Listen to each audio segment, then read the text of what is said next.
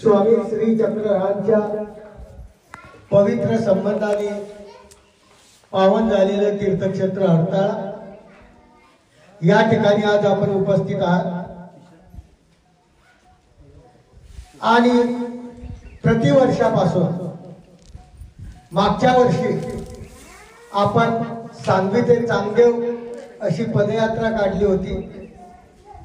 या वर्षी ऊन जास्त असल्यामुळं एक दिवसाची मार्च मध्ये फेब्रुवारी मध्ये यात्रा काढली चांगदेव ते हरताळा। चांगदेव सकाळी 6 वाजता आपण निघालो। मध्ये एक स्थान आहे दुधळे गव्हाण,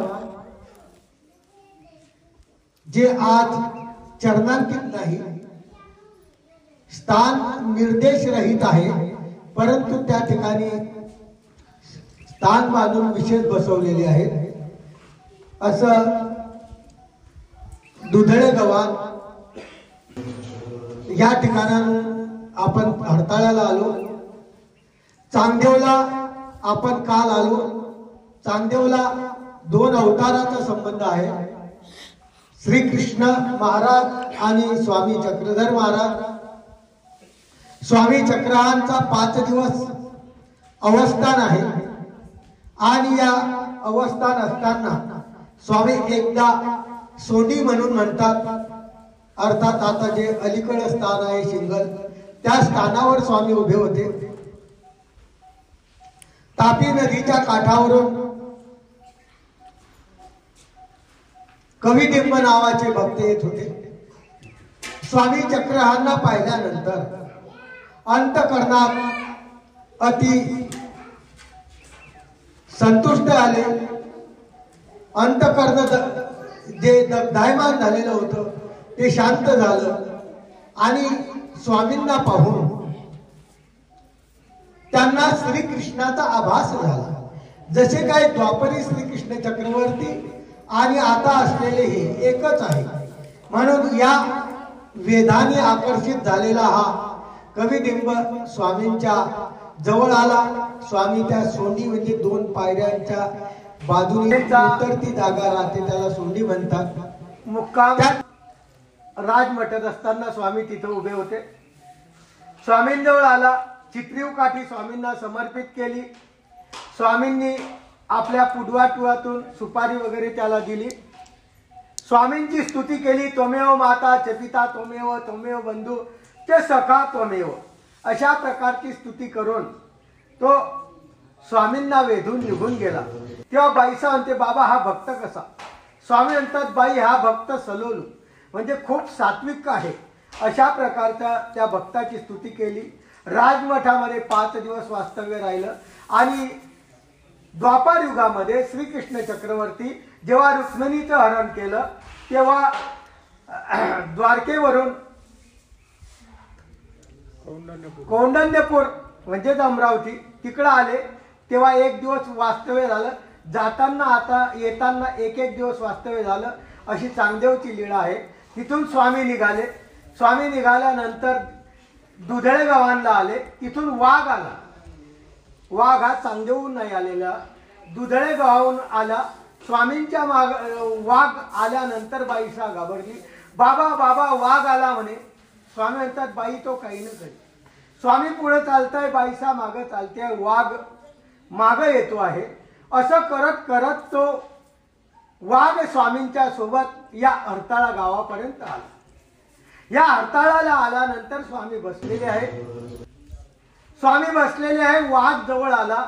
स्वामी म्हणतात, महात्मेव जा खेळा, आता तुम्ही आमच्या सोबत काही येऊ नका। बाईसा म्हणते, बाबा काही त्रासच देत नाही, मग आता त्याला का तुम्ही हे करतात? स्वामी म्हणतात, बाई वाघ कोणाला त्रास देणार नाही, परंतु 2 पायाचे माणसं वाघाच्या वृत्तीपेक्षाही खराब आहेत, हे याला मारल्याशिवाय राहणार नाही, म्हणून त्याला इथून पाठवून दिलं। अशी हरताळ्याची लीळा आहे आणि या हरताळ्याच्या लीळेच्या माध्यमातून आपला या ठिकाणी समारोप झालेला आहे। 2रं वर्ष या ठिकाणी संपलेलं आहे। पुजारी बुवाचं म्हणणं असं आहे, 12 मार्चला या ठिकाणी यात्रा आहे। 12 मार्चला या ठिकाणी यात्रा आहे, पालखी राहते, काही भंडारा राहतो मध्ये. ज्याला काही द्यायचं असेल तुमच्या सोयीच्छेने त्यांनी त्यांच्याकडून पावती घ्यावी आणि ते पावती फाडून दान द्यावं अशी त्यांची इच्छा आहे. आणि पालखीला सुद्धा यावं. पालखीला येतील का नाही सांगता येत नाही. ते फक्त पायीच चालू शकता ना, त्याच्यामुळे काय अडचण नाही ते मी सांगू शकतो. आमचं तर म्हणायचं काम आहे ना की पालखीला या. गाडीने येत नाही पाय. आता गाडीच पायी झालेली आहे. काय काळ बदलला, भौतिक युग झालं, काय ऐकत नाही. परंतु इथपर्यंत आपल्या पदयात्रेमध्ये मागच्या वर्षी दोन्ही दादा सामील झाले होते, या वर्षी झाले, पुढच्याही वर्षी होतील आणि पुढच्या वर्षी मला वाटतं थोडस चालती नाही अशी अपेक्षा करतो. आणि पुढची पदयात्रा जानेवारी महिन्यातच संक्रांतच्या जवळपास मागे किंवा पुढं शनिवार, शुक्रवार, शनिवार, रविवार त्यातल्या त्यात आमचे यात्रा घडे देहद्वारी पडे. देवाच्या दाराजवळ पडलं तर खूप चांगलं राहतं. स्वामी चक्रांनी आपल्यासाठी 3.5 वर्ष परिभ्रमण केलं. आपलं हे वय आहे. आता दादा म्हटले पदयात्रा आमच्या तरुणपणी काढली नाही, पण आता त्यांना सांगतो आपले मुलं तरुण आहे, काय हरकत नाही. दोन्ही शेंदूरनी ते कणाची 3 दिवस, चौथ्या दिवशी समाप्ती. 3 दिवस अशी यात्रा आपली शेंदूरनीहून निघणार आहे. शेंदूरनीला आपला मुक्काम, शेंदूरनीहून सकाळी निघून दर मुक्काम पर्यंत कणाशीपर्यंत जाऊ. हळूहळू आपली पदयात्रा 5 दिवसापर्यंत वाढवू. आपली सर्वांची साथ असेल तर अवश्य होईल. परमेश्वर आपल्या पायाला ताकद देव. मला वाटत नव्हतं की मी चालू शकेल, परंतु मीही एका दमामध्ये इथपर्यंत आलो. परमेश्वरावर श्रद्धा ठेवा, संपन्न आपली भक्ती अर्पण करा, नक्कीच परमेश्वर साथ देईल. ज्याला चालता नाही येत तोही चालायचा प्रयत्न करेल. जर चालणं नाही जमलं तर त्याच्यासाठी पर्यायी व्यवस्था आपण ठेवलेली आहे, काय अडचण नाही. म्हणून स्वामी चक्रांच्या तत्वज्ञानाच्या माध्यमातून आपण दरवर्षी ही यात्रा काढणार आहे. पण यात्रा काढत असताना मनामध्ये अनेक विचार येतात की